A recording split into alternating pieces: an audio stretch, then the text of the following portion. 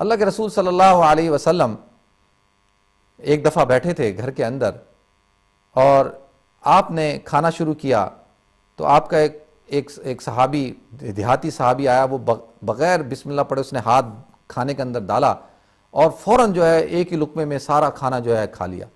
اللہ کے رسول صلی اللہ علیہ وسلم نے فرمایا کہ اگر یہ شخص بسم اللہ پڑھ لیتا تو اللہ رب العزت اس کھانے کے اندر برکت بھی عطا فرماتے اور سب کو پورا ہو جاتا۔ اور ایک دفعہ آتا ہے کہ ایک باندی جو ہے وہ آئی اور آ کے کھانے میں شریک ہونے لگی تو اللہ کے رسول نے اس کو روک دیا اور کہا بسم اللہ پڑھو، اور اس لیے کہا کہ تم جو شیطان تم سے جو کھانا شروع کرواتا ہے یا جو بھی کام تم سے شروع کرواتا ہے وہ تم کو بسم اللہ سے بھلوا دیتا ہے تاکہ وہ بھی تمہارے ساتھ کھانے کے اندر شامل ہو جائے۔ حدیث میں آتا ہے کوئی شخص اپنے گھر کے اندر داخل ہوتا ہے تو بسم اللہ الرحمن الرحیم پڑھ کے داخل ہوتا ہے تو شیطان کہتا ہے اس گھر کے اندر میرا کوئی قیام نہیں ہے، نکلو یہاں سے باہر، اس شخص نے بسم اللہ پڑھ لی ہے۔ اور جب وہ شخص جو ہے کھانا شروع کرتے وقت بسم اللہ الرحمن الرحیم پڑھتا ہے تو شیطان کہتا ہے قیام بھی گیا، قیام بھی گیا، اب یہاں کھانا بھی میسر نہیں ہے۔ اللہ کے رسول صلی اللہ علیہ وسلم نے فرمایا کوئی شخص کپڑے بدلتے ہوئے بسم اللہ پڑھتا ہے تو جب بے لباس ہوتا ہے تو اللہ رب العزت اس کے ستر، اس کی شرمگاہ اور شیطان کے درمیان ایک پردہ حائل کر دیتے ہیں۔ اگر کوئی شخص بسم اللہ نہیں پڑھتا تو شیطان اس کی شرمگاہ کے ساتھ کھیلتا ہے۔ ناظرین، یہ بسم اللہ کے فضائل اتنے زیادہ ہیں۔ حضرت موسیٰ علیہ السلام کے بارے میں آپ کو پتہ ہے، تفسیر ابن کبیر میں واقعہ لکھا ہے کہ وہ اللہ رب العزت سے کلام کیا کرتے تھے۔ ایک دفعہ ایک قبرستان سے جا رہے تھے تو انہوں نے دیکھا کہ ایک مردے کو عذاب ہو رہا ہے، اور پھر جب واپس آئے تو دیکھا کہ اس کو عذاب نہیں ہو رہا، وہ مزے کے اندر ہے۔ جب اللہ رب العزت کے دربار میں ان کی حاضری ہوئی، حضرت موسیٰ کلیم اللہ تھے، تو انہوں نے اللہ سے گزارش کی، اللہ اس نے ایسا کون سا عمل کیا کہ یہ جہنم سے جنت کی طرف، یعنی اس کو جو عذاب ہو رہا تھا، عذاب سے رحمت میں، نعمتوں میں آ گیا۔ اللہ نے فرمایا اے موسیٰ، جب اس کا انتقال ہوا تھا تو یہ انتہائی گناہگار تھا، اس کی گناہوں کی وجہ سے اس کو عذاب قبر ہو رہا تھا، لیکن جب اس کا انتقال ہوا تھا اس کی بیوی حاملہ تھی، پیگنٹ تھی، پھر اس کی بیوی نے بچہ جنا، وہ بچہ جب بڑا ہو گیا اور بڑا ہونے کے بعد جب اس کی بیوی نے اس کو بسم اللہ، لفظ اللہ، بسم اللہ الرحمن الرحیم سکھایا، اور جب اس بچے نے بسم اللہ الرحمن الرحیم پڑھا تو میں نے اس بچے کی بسم اللہ پڑھنے کی برکت سے اس کے باپ کی مغفرت کر دی کہ مجھے اس بات سے حیا آتی ہے، شرم آتی ہے کہ اس شخص کا بچہ زمین کے اوپر کہے اے اللہ تو رحمان ہے، تو رحیم ہے، اور زمین کے نیچے میں اس کے باپ کو عذاب دوں، یہ میری صفت رحمت کے خلاف ہے۔ تو لہٰذا یہ کیسے ہو سکتا ہے کہ اس کا بچہ گزارش کرے رحم کی اور میں اس کے باپ کی مغفرت نہ کروں، اس پر رحم نہ کروں۔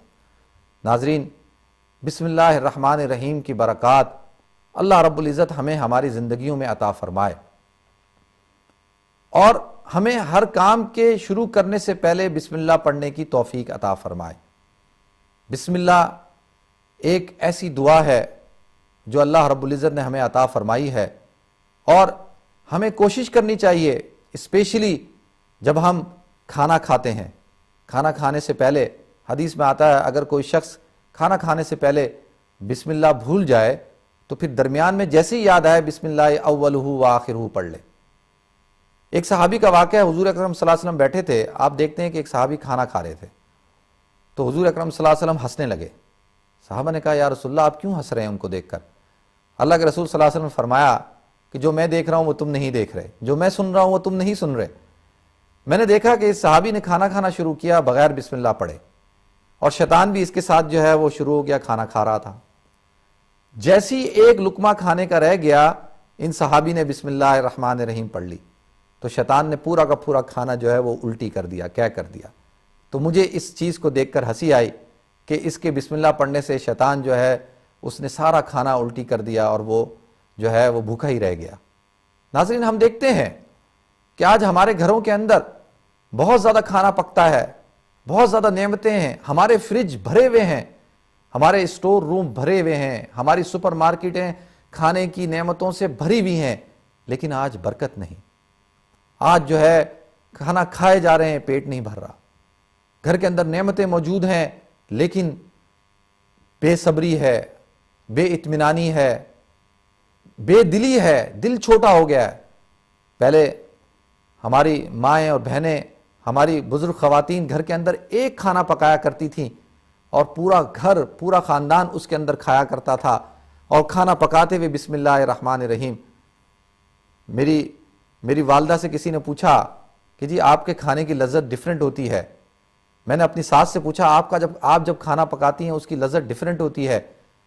تو انہوں نے بڑی خوبصورت بات کی. انہوں نے کہا کہ ہم کھانا پکاتے ہوئے بسم اللہ الرحمن الرحیم پڑھتی جاتی ہیں, کھانے کو اللہ کے ذکر کے ساتھ پکاتی ہیں, اور اس خوشی کے ساتھ پکاتی ہیں کہ یہ کھانا ہمارے بچے کھائیں گے, میرا شوہر کھائے گا, میرا والد کھائے گا, میری والدہ کھائیں گی, میرے بہن بھائی کھائیں گے, میری اولاد کھائے گی. اس خوشی کے ساتھ کھانا پکا رہے ہیں اور اسی خوشی میں کھانا پکا لیتے ہیں. اور جو ہے وہ کھانا اتنا ہوتا تھا کہ آس پڑوس یعنی پڑوسیوں کے گھروں میں بھی بھجوایا جاتا تھا, اور اگر کوئی مہمان آتا تھا اس کو بھی شریک کیا جاتا تھا, پھر بھی وہ کھانا ختم نہیں ہوتا تھا. ناظرین, آج کھانے کی تعداد گھروں کے اندر ہے, لیکن وہ برکتیں, وہ رحمتیں ختم ہو گئی, کیونکہ آج ہم نے اسلام کو صرف اور صرف جو ہے وہ ایک مذہب کے طور پر, ایک نام کے طور پر جو ہے وہ اپنایا ہوا ہے. اس کے جو زرین اصول ہیں ان کو ہم اپنی زندگی میں نہیں لاتے. میں امید کرتا ہوں آج میرا یہ جو پروگرام بسم اللہ کے اوپر جو کرنا تھا, اس کے سننے کے بعد ناظرین اپنی زندگی کے اندر ہر چیز کو شروع کرنے سے پہلے انشاءاللہ بسم اللہ کا اہتمام کریں, اور اللہ رب العزت کی طاقت کو, اللہ کی معیت کو اپنے ساتھ پائیں گے. اللہ کی رحمتیں, اللہ کی برکتیں ہمارے ساتھ ہوں گی. ناظرین, ہم مختصر سے بریک کی طرف جاتے ہیں, انشاءاللہ بریک کے بعد حاضر ہوں گے.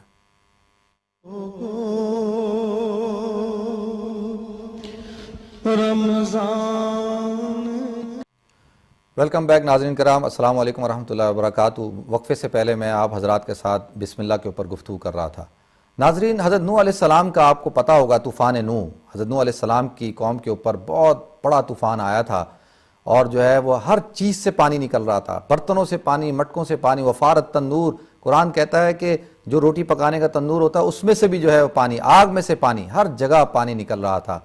جب اللہ رب العزت نے حضرت نوح علیہ السلام کو حکم دیا کہ تم جب کشتی تم نے بنا لی ہے, اب اس کشتی میں جب تم سواری اختیار کرو, کہتے ہیں 80 یا 82 لوگ اور ہر جانور جو ہے اس کا نر اور مادہ لے کے جب ان کو حکم دیا گیا کہ آپ اس میں سفر شروع کریں, اس میں قدم رکھیں, تو کہا جا رہا ہے بسم اللہ مجریہا و مرساہا ان ربی لغفور الرحیم, کہ اس دعا کو پڑھ کر جو ہے آپ بیٹھیں.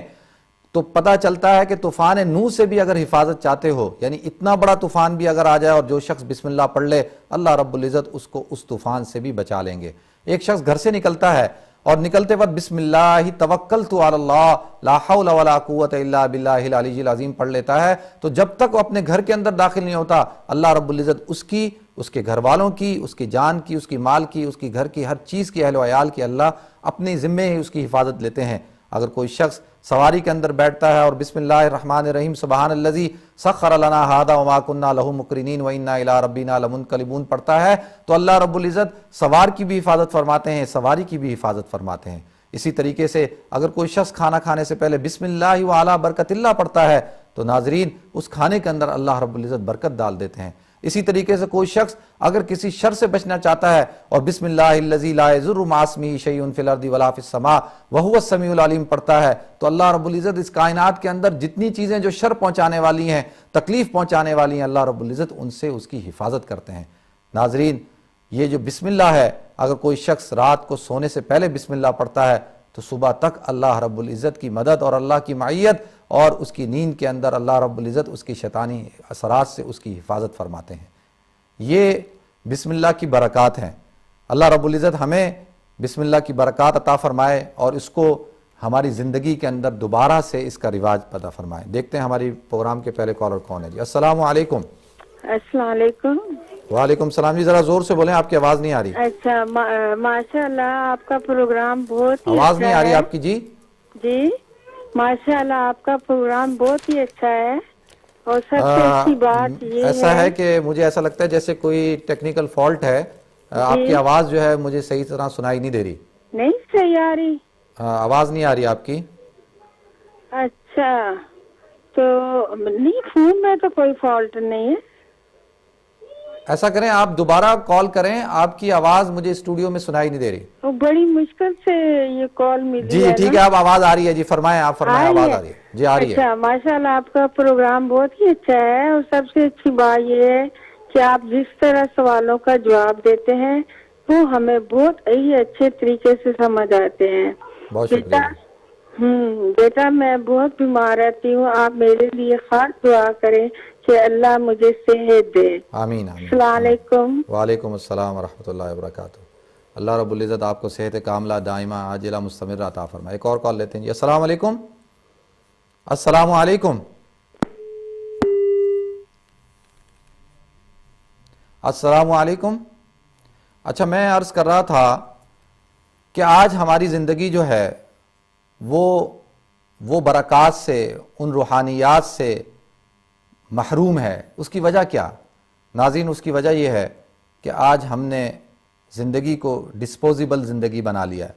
ہمارے گھر کے اندر برتن ڈسپوزیبل، کھانا ڈسپوزیبل، ہمارے کپڑے ڈسپوزیبل، ہمارے بستر ڈسپوزیبل، ہماری ہر چیز ڈسپوزیبل بن گئی. اور آج جو ہے ہم نے ہر وہ چیز اپنا لی جو ہمارے اسلاف کے طریقے سے، ہمارے صحابہ کے طریقے سے، ہمارے حضور اکرم صلی اللہ علیہ وسلم کی سنت کے طریقے سے ہٹ کر ہے. اسی وجہ سے آج ہماری زندگیوں کے اندر وہ برکات ہمیں حاصل نہیں ہے. ناظرین اللہ رب العزت ہم سب کو حضور اکرم صلی اللہ علیہ وسلم کی ایک ایک سنت کو زندہ کرنے والا بنائے. ایک صحابی کے بارے میں آتا ہے کہ ان کو اطلاع دی گئی کہ آپ جس محلے میں رہتے ہیں اس محلے میں آگ لگ گئی اور آپ کا مکان بھی آگ کے اندر جل گیا. ناظرین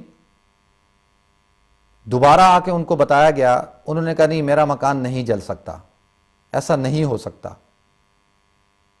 جب تھوڑی دیر بعد تحقیق کی گئی، جب آگ تھم گئی تو دیکھا کہ ان کا مکان نہیں جلا تھا، ان کا مکان بالکل جو ہے وہ صحیح سالم تھا. ان سے دوسرے صحابہ نے پوچھا کہ آپ نے اتنے یقین سے کیسے کہا کہ آپ کا مکان نہیں جلا؟ انہوں نے کہا کہ اللہ کے رسول صلی اللہ علیہ وسلم کی حدیث ہے کہ جو شخص گھر سے نکلتے وقت یہ دعا پڑھ لے، اللہم انت ربی لا الہ الا انت علیک توکلت وانت رب العرش الکریم ما شاء اللہ کان وما لم یشاء لم یکن ولا حول ولا قوة الا باللہ العلی العظیم اللہم انی اعوذ بک من شر نفسی ومن شر کل دابۃ انت آخذ بناصیتها ان ربی علی صراط مستقیم. اگر اس دعا کو پڑھ لے تو اللہ رب العزت اس کے گھر کی حفاظت فرماتے ہیں. تو میں نے آج صبح گھر سے نکلتے وقت یہ دعا پڑھی تھی تو لہٰذا مجھے پورا یقین تھا کہ اللہ رب العزت میرے گھر کی حفاظت فرمائیں گے. ناظرین یہ تھا یقین دعاؤں کے اوپر، اللہ رب العزت کی ذات کے اوپر.